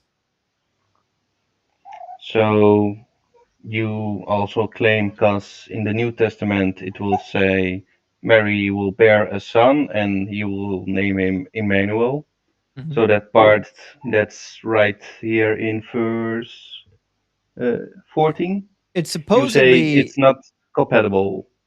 Yeah, it's not compatible. I'll tell you why it shows up in Matthew. So, um, they had a Greek translation of the Old Testament. They certainly couldn't read Hebrew. And when they did the Greek translation of the Old Testament, they did something that was fine at the time they translated it, but Matthew didn't understand it. So, in the Hebrew translate or the Greek translation, they use Parthenos rather than young woman. That's Alma in Hebrew. They use Parthenos in Greek. Now, Parthenos could have meant a young woman, could have meant a virgin. It's got a wide semantic range, right? We see it elsewhere, like in Genesis 34. We see it used of somebody who's not a virgin. We also see the same thing in the works of Homer. However, by the time Matthew lived, the word had shifted in culture a little bit, and it was usually almost exclusively used of people who were virgins, right? Um, that being said, Matthew, looking at this passage, saw a supposed virgin giving birth, and he's like, it's a miracle. This got to be about Jesus. But the reality is, nothing in the prophecy is about Jesus. It's not even about a Messiah. It's just saying that there's a woman who's already pregnant. She's about to give birth, and this is a sign for King Ahaz. The sign is, before this child is old enough to know right from wrong, I'm going to wipe out these two armies. And the Emmanuel is in reference to the prophetic name. The Emmanuel is not saying that the child is God. That's not what it's saying. If you read chapter 8, as the prophecy comes true, the prophet himself cries out twice, Emmanuel, Emmanuel. So we get it first here when the war is taking place. The Assyrians come in and they're wreaking havoc, but they're also wiping out the enemies. He says, O Emmanuel, take notice, you peoples, and be dismayed. Listen, all you far off countries, gird yourselves and be dismayed. Take counsel together, but it shall be brought to naught. Speak a word, but it will not stand, for God is with us, Emmanuel, right? So I'm reading the passage, and I don't see anything about a Messiah, like a messianic God man being born to a virgin. Can you help me a little bit with where in chapter 8 do you see that? Which verse? Verse 8, 9, and 10. 8, 9, and 10. Yeah. And so all of the children born to Isaiah had prophetic names. The names weren't representative of the child itself. Typically, it was representative about what God was doing.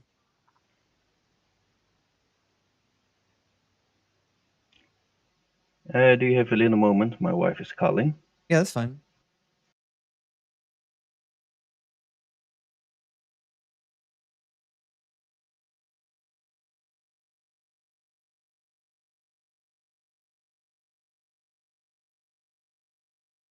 See if he comes back in a second.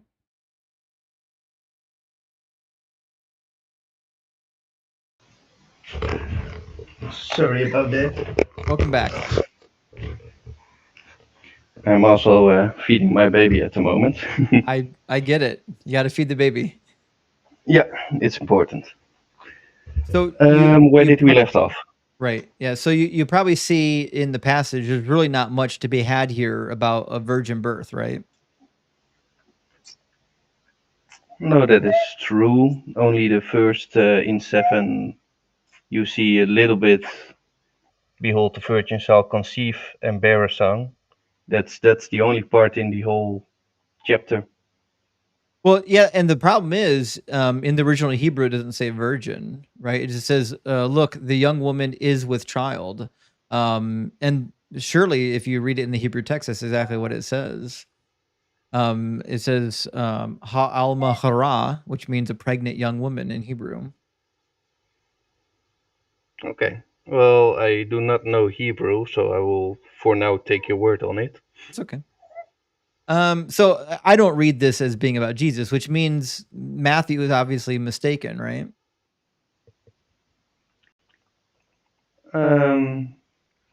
Well, I still disagree, but that is because I'm ignorant, to be fair. Well, I mean, like all of us, you're learning, right? I think everybody is in some stage of learning. So, and it's for myself as well. You know, I'm always still learning as well. Like I can't claim Mhm. to know all things. Let's go over another good example of like prophecy that people are convinced is related to Jesus, but you know, once you read it, it's not so clear. So you've probably heard this quotation before in reference to Jesus fulfilling prophecy, because this shows up in Matthew chapter 2. And it says here in Hosea 11, 1 and 2, when Israel was a child, I loved him, but out of Egypt I called my son. The more I called them, the more they went from me. They kept sacrificing to the Baals and offering incense to idols. Now I'm reading this and I'm thinking, oh, well, this is just a history lesson. This is about the Exodus when God called his firstborn son. That's Exodus chapter 4, verse 22, called his firstborn son out of Egypt. And then what did they do? They immediately strayed. They immediately started worshiping a golden calf, right? So, like, if I'm looking at this part of the text, it clearly is not a prophecy, is it? I totally agree because you see in the Old Testament more it happens that God calling someone his son, Right. and it doesn't have to be the son Jesus. Um, And I think it's good debatable in that prophecy. Yeah, and I think so. I'll show you how Matthew uses it. Right. So when they're warned by dream of what's going to happen, they go to Egypt. It says when Joseph got up, then Joseph got up, took the child and his mother by night, and went to Egypt and remained there until the death of Herod. This was to fulfill what had been spoken by the Lord through the prophet, "Out of Egypt I've called my son." But like if you're reading Hosea 11, there's no reason why you would take that to be a prophecy. So like Matthew is out of his mind here.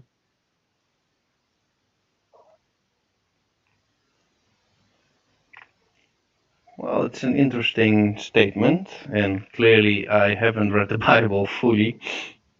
Right. So Now, it's good, yeah. yeah, it's a tough one. And so like I was reading these prophecies many years ago when I was still a Christian.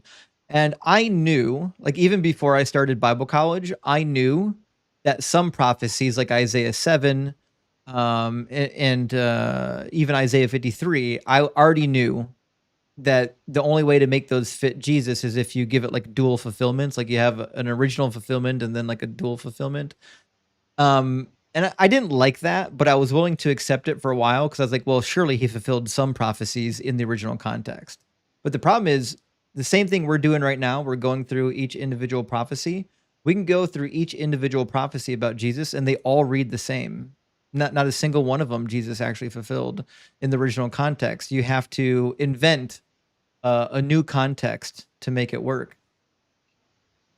So also let's take an easy one. That he rides on a donkey comes in. Yeah. In Zechariah 9 verse 8 or 9.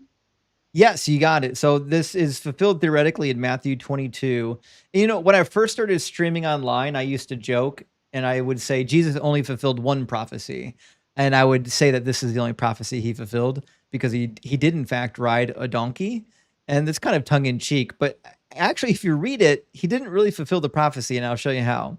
So when he gets the donkey, says this took place to fulfill what had been spoken through the prophet. Tell the daughter of Zion, look, your king is coming to you, humble and mounted on a donkey, on a colt, the foal of a donkey. Now, as he said in Zechariah 9, if you go to the passage, there are some stipulations other than just riding a donkey. Like anyone can ride a donkey, but what's supposed to happen, right? It says, rejoice greatly, O daughter Zion. Shout aloud, O daughter Jerusalem. See, your king comes to you. Triumphant and victorious is he, humble and riding on a donkey, on a colt, the foal of a donkey. He will cut off the chariot from Ephraim and the war horse from Jerusalem, and the battle bow shall be cut off, and he shall command peace to the nations. His dominion shall be from sea to sea, from the river to the ends of the earth. But like certainly we couldn't apply this to Jesus. He was never a king. He was never a victorious king. He never ended the wars or relieved Israel of their enemies. In my belief, he did it sort of way. He did not do it physical, but spiritually for the ones that want to listen to him. And I believe that in the future, the day when he returns, that then the full prophecy will come through, that all the wars will see, all the, well, you know it. I don't have to list it on, I think. Right. So the problem I have with the prophecy is that it's clearly about a king in like a physical land, in a physical place, that says he's going to end all the wars for his people. He's going to cut off the war chariots, the war horses, and the battle bow, and he's going to allow his people to live in peace, right? Now, Mm-hmm. if he hasn't done that, that means he didn't fulfill the prophecy. I mean, it's cool that he rode a donkey. In fact, he rode two, according to the book of Matthew. But I don't think riding a donkey gets you anywhere close to fulfilling this prophecy. Mm-hmm. You know what I mean? Yeah, I get the point. Now, I do know Yeah. that a lot of Christians would put this down as a partially fulfilled prophecy. So Christians do like two different types of prophecies. They'll say either one of two things. It's a dual fulfillment, meaning it's disconnected from the original context. It's got two different meanings. Or they'll say that it's partially fulfilled, meaning Jesus did one part of it, but not the second part of it. But I'll give you a brief example to kind of illustrate why I personally don't think this is a good hermeneutic. Because if I told you the Cleveland Browns in 2025 are going to go undefeated, and then they're going to get into the playoffs, and they're going to win the Super Bowl, and they're going to defeat the defending champs from last year. Now, if it happens that they have a good season, they're not undefeated, but let's say they're like, I don't know, like 14-4 or something, and then they make the playoffs, but they don't win the Super Bowl. Would we still say that they fulfilled the prophecy? Well, then you also can say partially, yeah. I get the reference. Right, yeah, but if I said, here's my, I'm going to put money on this bet. My bet, my prediction is that this is going to happen. Do you think the bookie is going to pay me out? No, I will think he will keep the money. Yeah, right. Yeah, so I think when we're talking about prophecies, I think it's kind of important that if a prophecy, say, has 5 points, that they all 5 actually get fulfilled. And typically when we look at these partially fulfilled prophecies, the only part that does get fulfilled is like the part that anyone could do. Like I can ride a donkey, that's easy, right? The part that Yeah. that makes him special is when he like ends all the war. That's the special part, right? Mm-hmm. And the same as the virgin birth, it's not something everyone can do. Right. But what about the 30 pieces of silver? Oh, this is a really good one. So this comes from Matthew 27. And this is one we don't get to talk about enough, but it's one of my favorite passages. So in Matthew 27, it says that Jesus was betrayed. It should be towards the end of it, I believe, or beginning of it. Let me grab it. It's going to be in verse 9. Yeah. Verse 9. Okay. So in Matthew 27, verse 9, after he's betrayed, it says, "Then was fulfilled what had been spoken through the prophet Jeremiah." And then he quotes Jeremiah. And the quotation says, "And they took the 30 pieces of silver, the price of the one on whom a price had been set, on whom some of the people of Israel had set a price, and they gave them for the potter's field as the Lord commanded me." Okay. Now, if I asked you where in Jeremiah does this come from, do you think you could find it? Not in Jeremiah, no. I Right. know Yes. something fake in Zachariah, I think, somewhere. The pastor I talked about it. Mhm. It was 10 or 11. Yeah, I think it's 11. So if you go to Zechariah 11, what we find is something completely different. It's not about the Messiah being betrayed at all. God sends Zechariah to do a performative prophecy because he's upset. He's like, these are bad people, and I don't even like my shepherds. So he sends Zechariah to do a performative prophecy where he pretends to be a shepherd, but then he quits. And when he quits, he's like, "Yeah, you don't have to pay me." You know what I mean? But they pay him anyways, and God says, "Throw it into the treasury." So I'll show you where that says. It's going to be up here. The blah, blah, blah, blah, blah. There we go, verse 12. Says, "I then said to them, if it seems right to you, give me my wages, but if not, keep them." So they weighed out as my wages 30 shekels of silver. Then the Lord said to me, "Throw it into the treasury, this lordly price at which I was valued by them." So I took the 30 pieces of silver and threw them into the treasury in the house of the Lord. So the problem we have here is no one was actually betrayed. The shepherd himself, Zechariah in this case, received money for a job he didn't perform. And because he didn't perform the job, he gave the money back.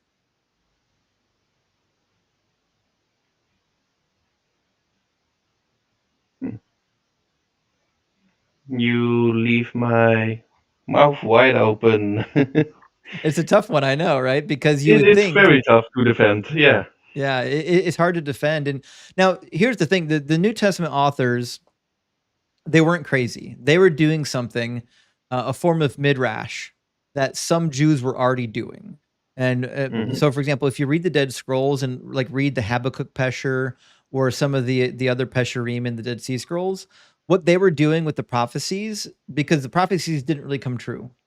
So what they were doing with the prophecies is they were going into it and they were rewording them, saying, no, well, this was originally about the Greeks. Now it's about this. This was originally about so-and-so. Now it's about such and such. So they were just saying, listen, the prophecies can't fail. So we have to go in and reinterpret them, even if the interpretation has nothing to do with the original context. So the New Testament authors were doing the exact same thing. They were saying, okay, we have this Messiah. We can't give up the idea that this is the Messiah. So what are we going to do? We're going to go back into the Old Testament. We're just going to reinterpret a bunch of passages that sound vaguely familiar to Jesus and say that they're prophecies about Jesus. And that's, to me, I think this is dishonest. I don't think it's an honest way of doing it. I think it's like a really advanced form of coping with failure.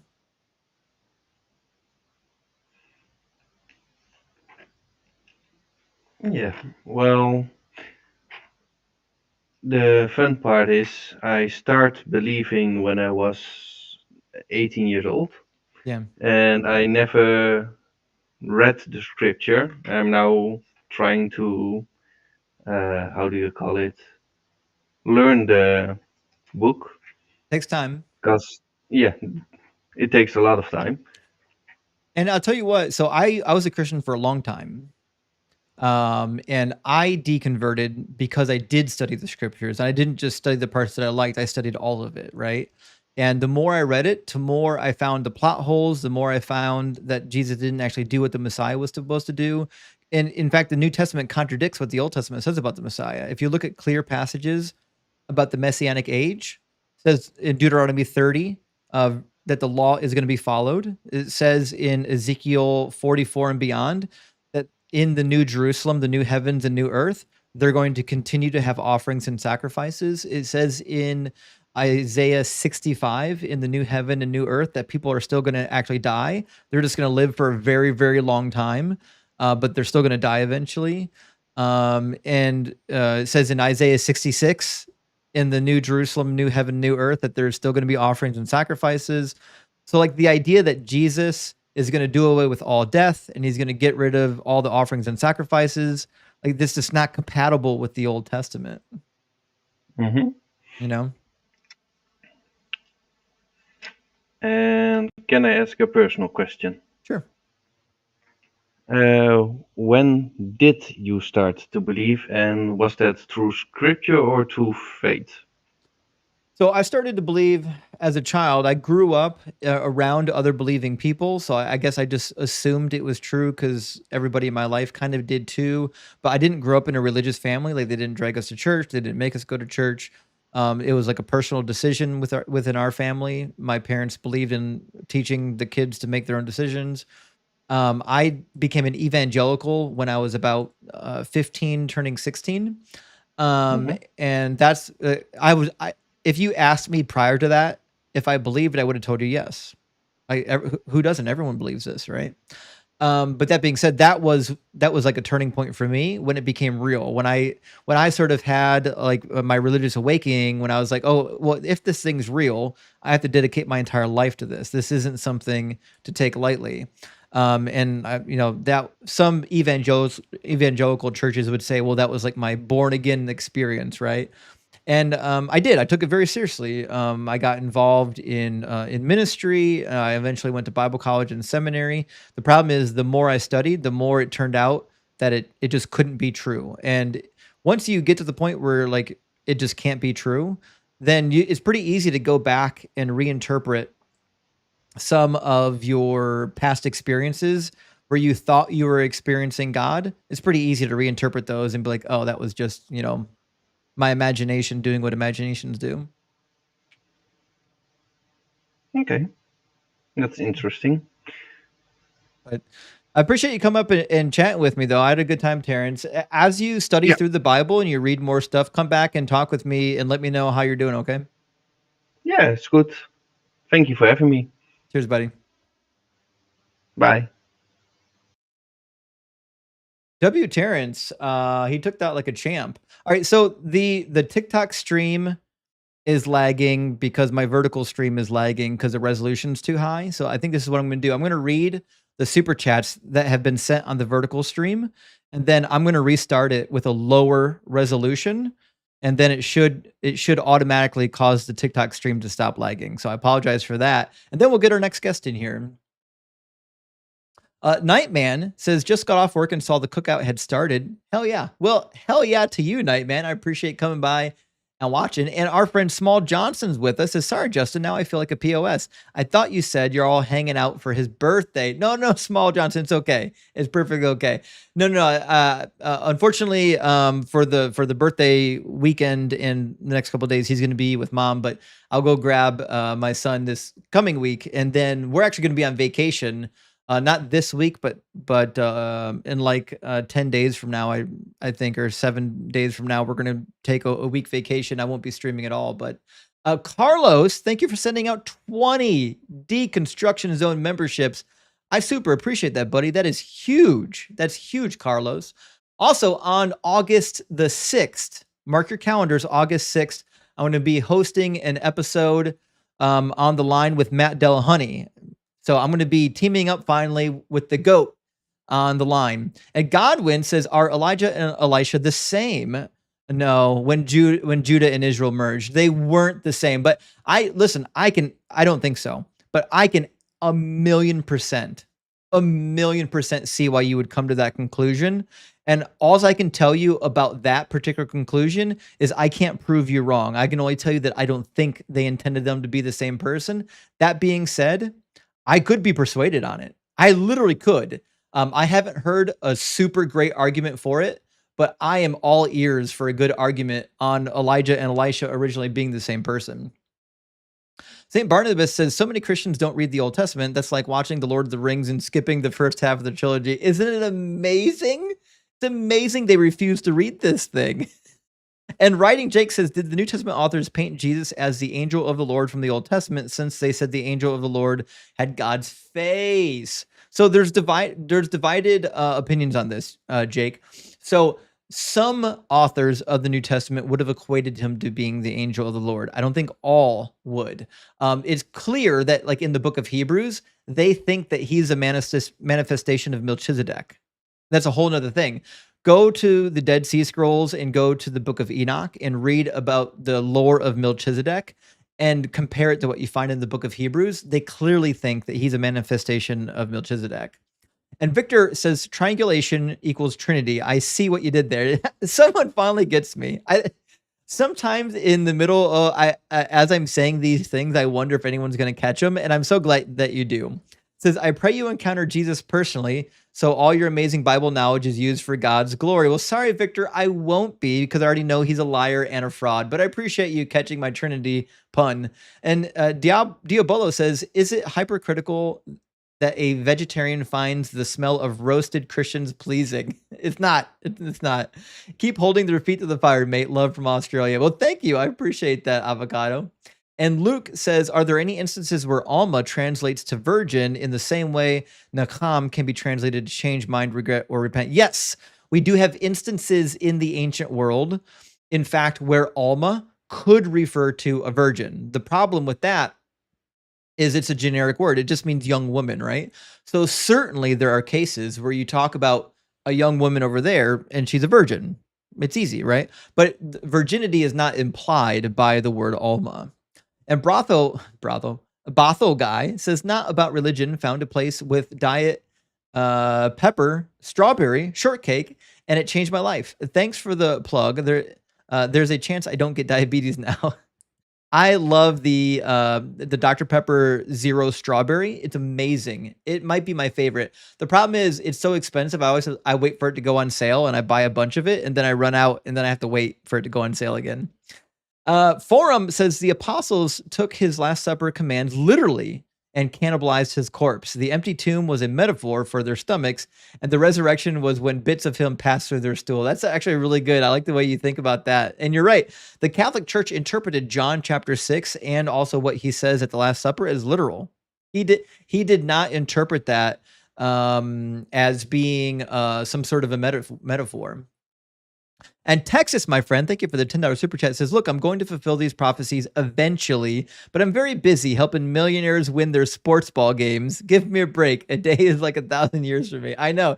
It's hard when you're all-knowing, all-powerful, and timeless to do things that require those qualities. Good to see you, Texas. And Superhuman Theory says, if the afterlife is flipped or was flipped, that to be a Christian means to accept living in hell as an eternal sacrifice to God, and sinners chose to live in infinite pleasure, who would still be a Christian? It's actually a good question. Would you still be a Christian without the benefit or without the perceived benefit of being a Christian? Like, if God didn't promise you all kinds of good things, would you still be a Christian? Probably not. Probably not. JMR, thank you so much for the $50 super chat. That's huge. Very generous. Says, hear me out. I think G-Man actually took that W spiritually. And when MedTech advances a lot, we can case study this trinity of bizarre overconfidence, social self-destruction, and there was one more shoot. Where was it? Oh, pro-slavery POSFF. It's crazy. I'll never get over G-Man being pro-slavery. It hurts me to my core to watch. Thank you for the super chat. And Fierce Interaction says, PSA from a noob for anyone buying the NRSV, spring for a version with the large print. I'm going blind over here. I'm going to need Jesus to rub spit and mud in my eyes. Love you, Justin. Well, thank you, Fierce Interaction. And yes, the text is small. You gotta pick your size carefully. And Flash says, I'm sure G-Man is still chatting about your conversation with his 5 followers. What a joke. I know. Listen, there's a reason why no one watches G-Man's channel, because he can't handle himself. And Cheapsnack says, Eve's son, Mom, can we smash or nah? Hey, that's a fair question. That's a fair question, actually. Khan says, been watching Christian YouTubers bash competing denominations lately. Their self-righteous smugness reminds me why I only go to church for funerals. I'm with you, Khan. And there's another reason why I try to minimize atheists infighting. Guys, we're all on the same team. Stop fighting each other. There are things we don't always agree on. It's okay. It's okay. And Doug says, happy cooking, Justin. I've heard you mention Zerubbabel a few times, and I'm wondering who he was. Zerubbabel was one of the leaders of the Israelites when they came back from Babylon. He was the first new governor of the Israelites when they went to the homeland and started reassembling. Matthew says Jesus was a mental health fraud. I agree. His guidance for the anxious person, don't be anxious, is genius. Effing fraud. Yes. Could you imagine being a mental health professional, being God, knowing all things, and saying, well, don't worry, guys. Oh, now that you said don't worry. Sure. Sure. I never thought about that. All right, guys, here's what I'm going to do. I'm going to pause real quick the vertical live stream only, just for a moment. I'm going to pause the vertical live stream only. I'm going to restart the vertical live stream because it's lagging like crazy and it's causing our TikTok stream to lag like crazy. So horizontal stream is not going to pause at all. I'll be right back with the vertical stream